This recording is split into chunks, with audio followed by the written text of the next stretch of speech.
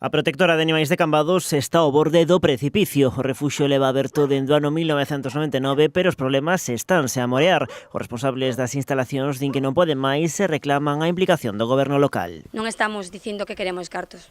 Os cartos, como todas as protectoras, estamos a dúas velas, indiscutiblemente.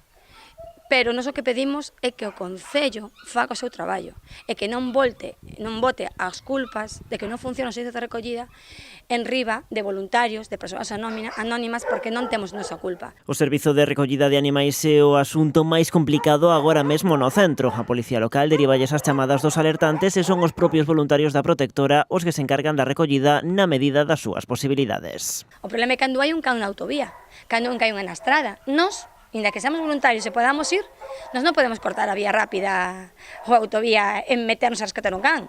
Xogámonos a vida. E depois nós somos culpables.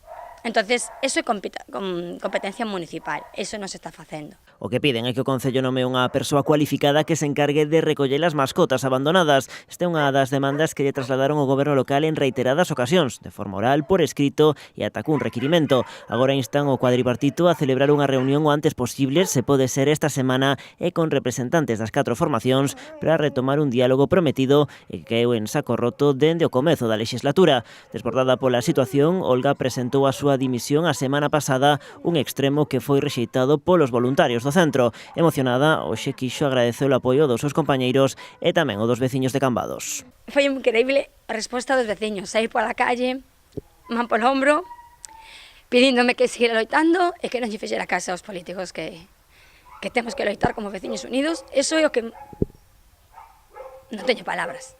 Non houve veciño este fin de semana que non nos apoyara, non apoyara a labor e non me apoyara a mí.